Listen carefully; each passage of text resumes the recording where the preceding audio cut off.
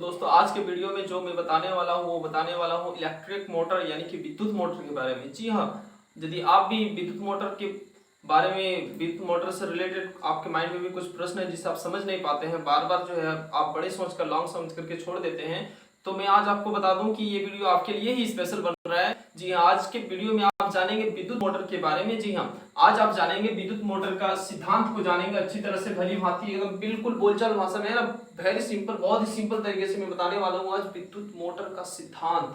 साथ ही आप जानेंगे विद्युत मोटर का संरचना, ठीक है, उसका बनावट किस प्रकार से होता है इलेक्ट्रिक मोटर का, इसके बारे में आप जानेंगे। आगे जानेंगे उसका कार्य विधि यानी कि विद्युत मोटर इलेक्ट्रिक मोटर जो है किस प्रकार से कार्य करता है। आप देखते होंगे कि विद्युत मोटर का हम लोग इस्तेमाल बहुत ज्यादा करते हैं ना दैनिक जीवन में भी, जैसे कि वॉशिंग मशीन, फैन में भी करते हैं ना, तो वो किस प्रकार से काम करता है विद्युत मोटर, इसके बारे में भी जानेंगे। तो वीडियो को एंड तक देखते रहिएगा दोस्तों। तो मैं सुधांशु कुमार और आपका एक बार फिर से स्वागत करते हैं हमारे YouTube channel VVI topic for JSC board पर।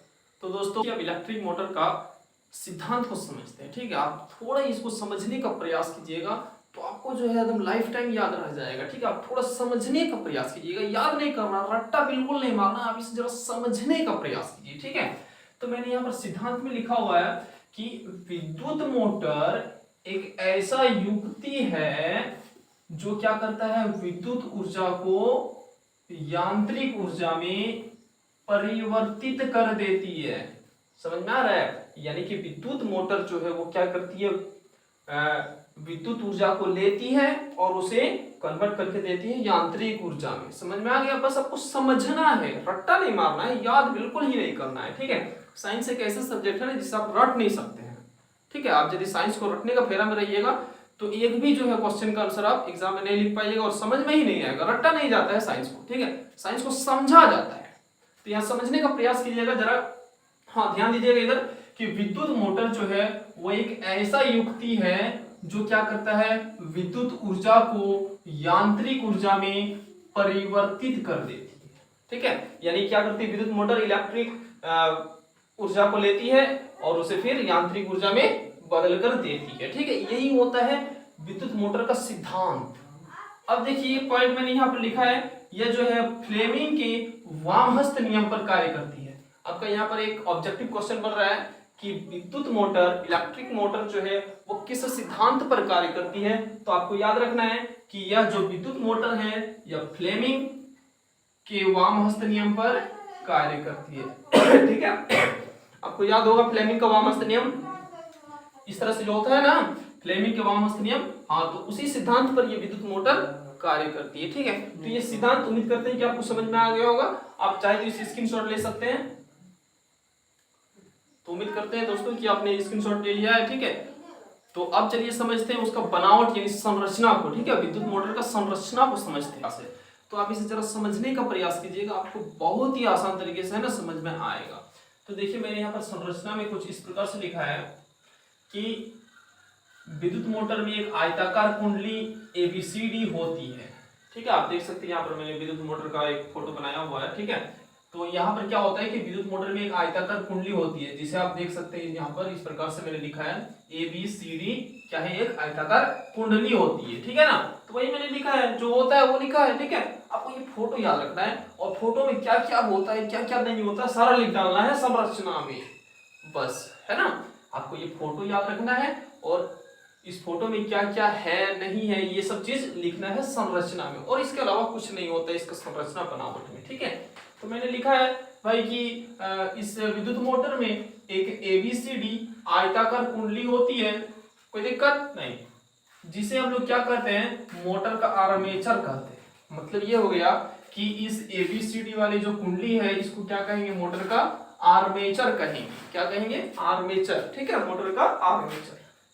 फिर क्या होता है कि इस आर्मेचर को दो चुंबक के विपरीत ध्रुवों के बीच रखा जाता है। यहाँ पर आप देख सकते हैं कि इस आर्मेचर को, इस कुंडली को हमने कहां पर रखा है, तो दो चुंबक है, यहाँ पर एक चुंबक है और एक चुंबक यहाँ पर है ना, दो चुंबक के विपरीत ध्रुवों के बीच, विपरीत मतलब ऑपोजिट, ठीक है। यहाँ पर नॉर्थ है इसका ध्रुव और इधर ये साउथ, ठीक है, यानी कि ये उत्तरी ध्रुव है, ये दक्षिणी ध्रुव। समझ में आ रहा है ना। मतलब ये हो गया कि आयताकार कुंडली को हमने दो विपरीत दो चुंबक के विपरीत ध्रुवों के बीच रखा हुआ है इस प्रकार से। समझ में आ गया? दो विपरीत ध्रुव है ना, यहाँ पर इसका उत्तरी ध्रुव है, यहाँ पर इस चुंबक का दक्षिणी ध्रुव है। समझ में आ गया? अब फिर मैंने आगे लिखा है जिसके दोनों सिरों पर दो विभक्त वलय R1 तथा R2 होता है। मतलब ये हो गया कि इस आर्मेचर के दोनों सिरों पर क्या होता है, देखिए यहाँ पर दो सिरा है ना इसका, ये आर्मेचर को बढ़ाया हुआ मैंने यहाँ पर, यहाँ हाँ जरा ध्यान दीजिएगा, यहाँ पर समझने का प्रयास कीजिएगा। यहाँ पर इस आर्मेचर का जो दोनों सिरा है, दोनों सिरों पर क्या होता है, एक इधर से और एक इधर से, मतलब कि दोनों सिरों पर क्या होता है, दो विभक्त वलय कुछ इस प्रकार से होता है। ठीक है ना, इस प्रकार से कुंडली को पकड़ के रखता है ये विभक्त वलय। ठीक है, पूरा गोल नहीं होता, बीच में गैप होता है, बीच में क्या होता है, गैप होता है। देखिए आप देख सकते हैं यहाँ पर दो विभक्त वलय इस प्रकार से मैंने यहाँ पर लगाया हुआ है। ठीक है, जिसे हम नाम दिए हैं R1 तथा R2, कोई दिक्कत नहीं।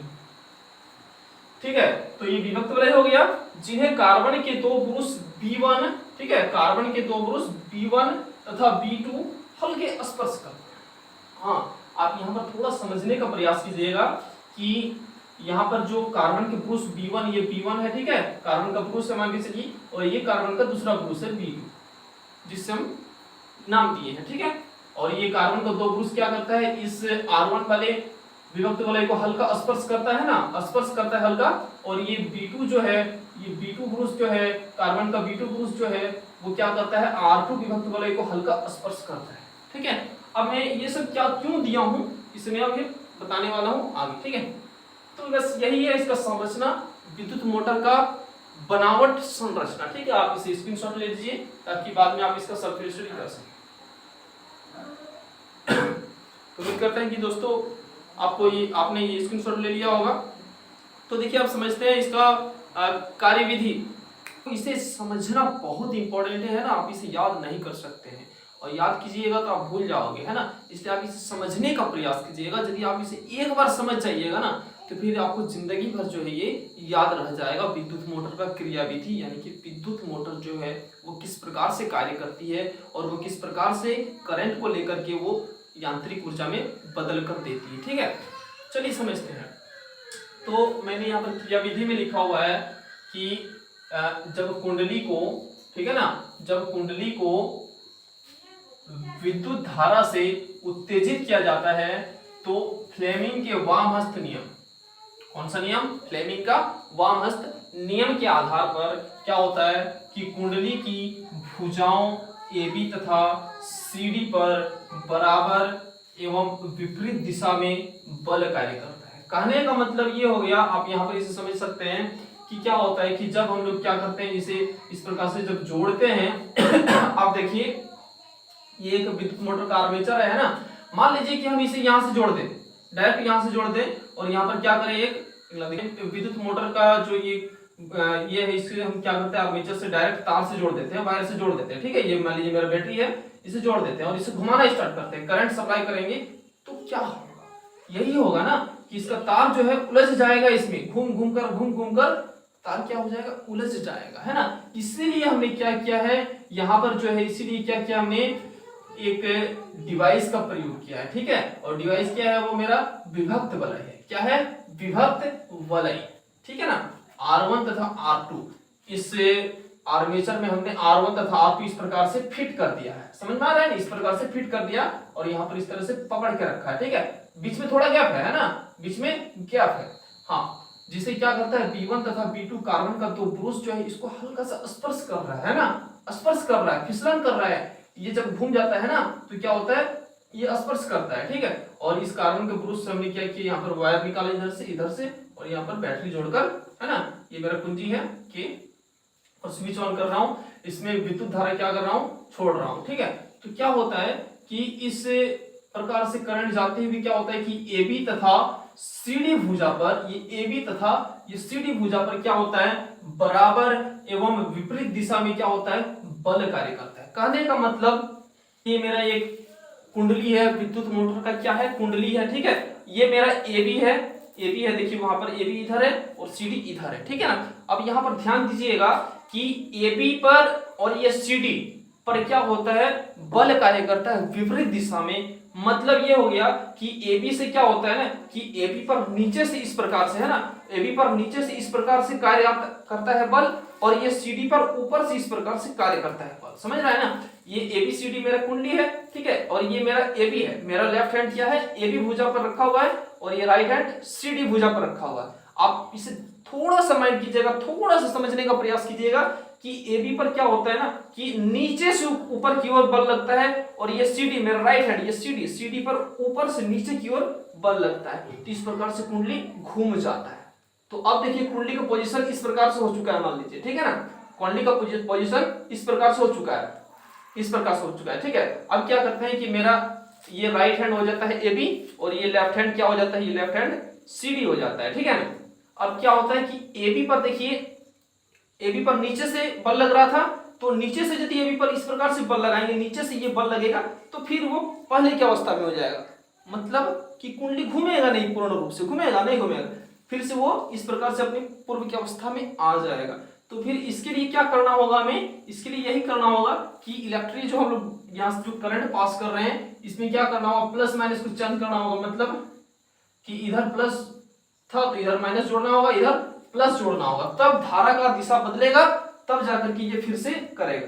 तो इस प्रकार से हर बार हमें प्लस माइनस चेंज करना होगा, तो ये तो संभव नहीं है, संभव है क्या, नहीं है ना, पॉसिबल। तो इसलिए क्या करते हैं, यहाँ पर हम कार्बन विभक्त वलय तो लगा दिए हैं, ठीक है ना। फिर क्या होगा, देखिए ये CD नीचे से बल लग रहा है CD पर, और माफ कीजिएगा AB पर CD से नीचे की ओर बल लग रहा है, और CD पर जो है ऊपर से बल लग रहा है, तो कुंडली इस प्रकार से घूम गया, ठीक है ना।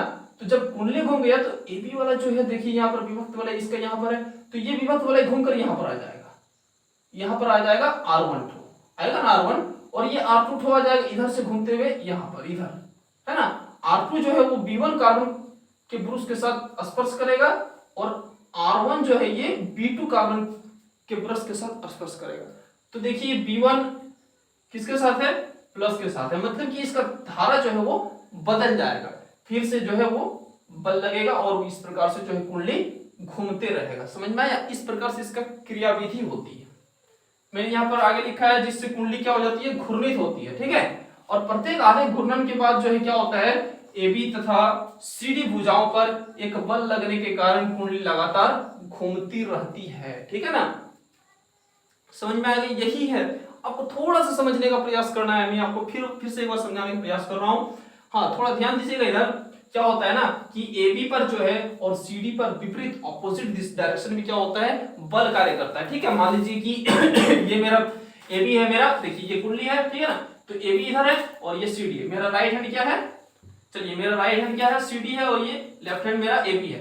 तो AB पर क्या होता है, नीचे से बल लगता है, और ये CD पर ऊपर से बल लगता है। कुंडली इस प्रकार घूम गया, घूम रहा है ना।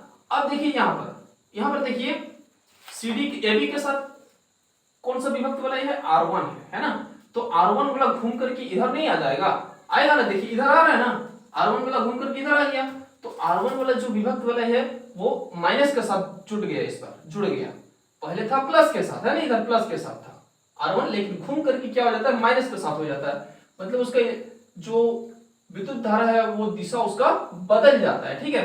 तो फिर से जो है इस प्रकार से बल लगता है, और इस प्रकार से कुंडली लगातार घूमते रहती है, इस प्रकार से, ठीक है ना। इस प्रकार से घूमते रहती है लगातार, और इससे क्या होता है, वो हमें विद्युत ऊर्जा को जो है फिर क्या करते हैं, यहाँ पर इसका धुरी पर क्या करते हैं हम लोग, एक प्लेट लगा देते हैं, और फिर पंखा वगैरह सब घुमाया जाता है। समझ में आ गया? तो यही है इसका क्रियाविधि विद्युत मोटर का, इलेक्ट्रिक मोटर का। तो दोस्तों, तो उम्मीद करते हैं कि दोस्तों आपको ये बहुत ही अच्छे से समझ में आया है। यदि वीडियो अच्छे से समझ में आया है तो इसे अधिक से अधिक शेयर कीजिए, और साथ ही अपने मित्रों के साथ, और आपके पास जितने भी स्टडी रिलेटेड ग्रुप हैं सारे ग्रुप में आप इस वीडियो को शेयर कीजिए। और हाँ, आप चैनल पर नए हैं तो चैनल को सब्सक्राइब भी कर लीजिएगा, क्योंकि इस चैनल पर मैं इसी तरह का वीडियो जो है लेकर आते रहता हूँ। तो जय हिंद दोस्तों, फिर मिलते हैं नेक्स्ट VVI टॉपिक के साथ।